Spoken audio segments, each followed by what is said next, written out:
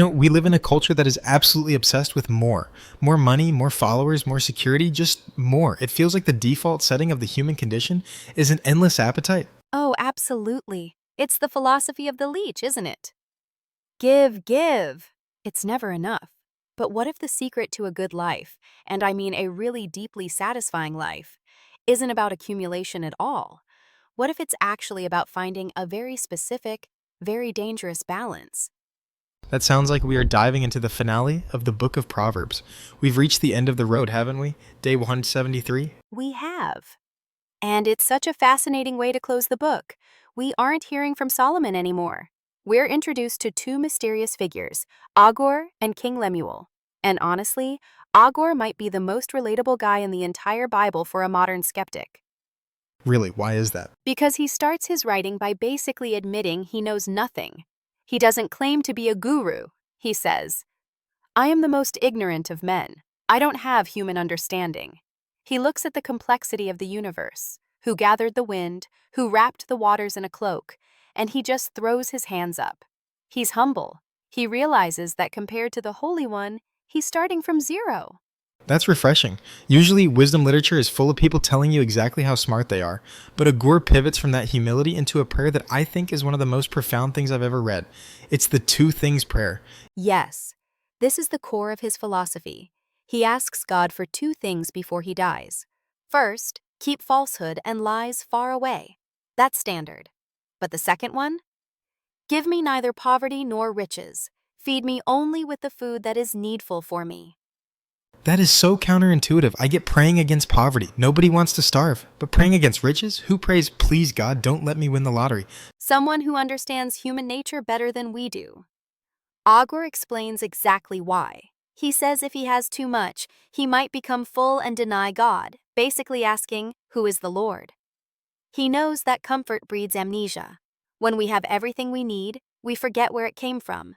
And the flip side? If he's too poor, he might steal and profane God's name. It's brilliant. He's asking for the Goldilocks zone. Just enough. It's a prayer for dependency. He wants to be reminded daily that he needs provision, but not so desperate that he compromises his integrity. It reminds me of that line about the four things that are never satisfied: the grave, the barren womb, the land needing water, and fire. Agur seems obsessed with this idea of appetite versus contentment. Exactly. He looks at nature to find these lessons. He talks about the leech that just cries, give, give. But then he flips it and looks at the small things on earth that are incredibly wise. The ants, the locusts, the lizards. I love the bit about the ants. They aren't strong, right? They don't have muscle. No muscle, but they have foresight. They prepare their food in the summer. And the locusts, they have no king, no leader shouting orders, yet they march in perfect rank.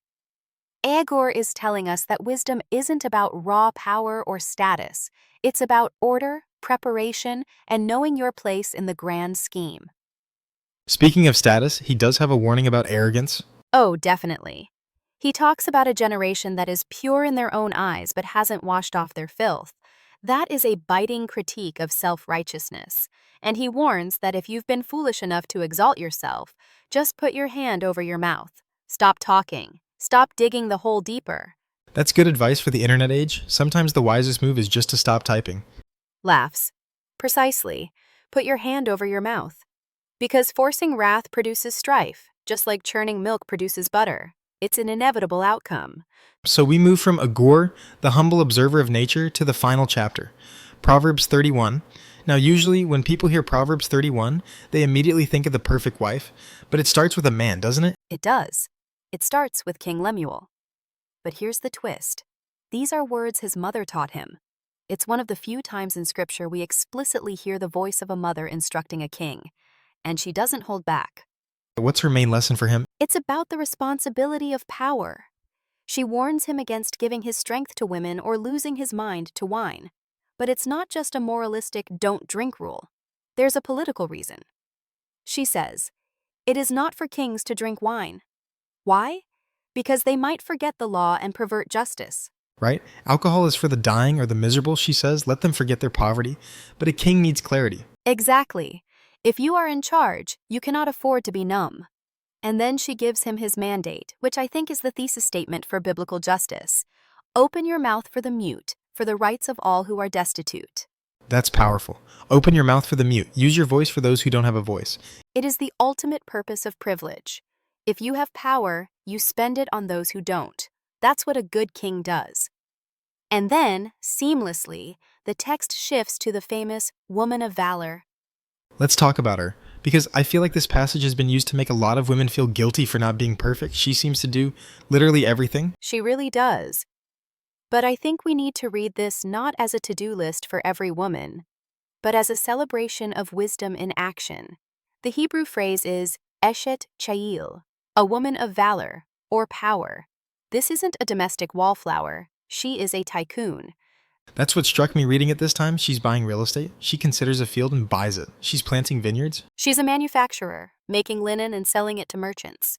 She's managing a supply chain, bringing food from afar like merchant ships. She's up before dawn, managing a staff. It's an exhausting schedule just reading it. But notice the tone. She isn't drudging through it. She's described as energetic and dignified. There's that line, she laughs at the time to come. Isn't that beautiful? It implies she has no anxiety about the future because she has prepared for it. Her household is clothed in scarlet. She's ready for the snow. She has built a life of such resilience that she can look at the uncertainty of the future and laugh. And her husband, he seems pretty happy about it. He trusts her implicitly. The text says he has no lack of gain.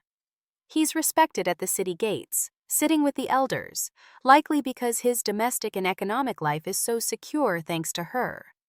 But the key here is that her influence isn't just economic, it's moral. She opens her mouth with wisdom, and kind instruction is on her tongue. It's a total package: economic savvy, hard work, kindness, and wisdom.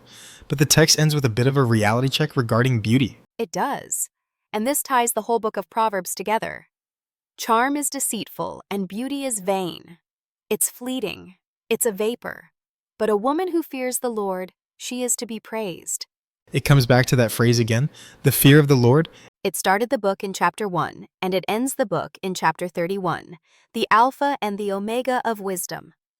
Whether you are Agur looking at the stars and feeling small, or the noble woman running a business empire, the foundation is the same: a reverence for God.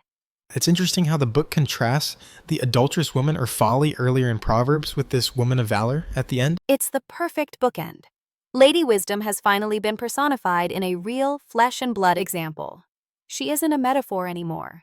She's a mother, a wife, a business owner, a neighbor.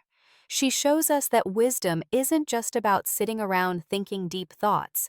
Wisdom is getting up while it's still dark to make sure your family is fed. Wisdom is working with your hands. Wisdom is doing good and not harm. It makes wisdom feel very tangible, very earthly. That's the point. Biblical wisdom is always practical. It plays out in how you treat your employees, how you manage your bank account, and how you speak to the poor. So, as we close the book on Proverbs, we're left with these two images. The man who prays for just enough so he doesn't lose his way, and the woman who takes what she has and multiplies it for the good of everyone around her. Both are finding that balance. Both are rejecting the leech mentality of, give me, give me. Agur finds contentment in simplicity. The woman of valor finds purpose in generosity. Neither of them is self-absorbed. And that seems to be the cure for the human condition we talked about at the start. The way to stop the endless hunger for more is to fear the Lord and look outward. Perfectly said. Give her the fruit of her hands, and let her works praise her in the gates. It's not about what she looked like. It's about what she built and who she lifted up. A challenge for all of us, whether we are kings, merchants, or just trying to figure out the way of an eagle in the sky. Indeed. It's been quite a journey through these 31 chapters. It has. Thank you for walking through it with us. And to everyone listening, maybe take a moment today to ask yourself, are you the leech crying give, or are you building something that will let you laugh at the days to come? That's the question. Thanks for listening. We'll catch you next time. If you have been blessed by this, please like, subscribe, and share this joy with others. God bless.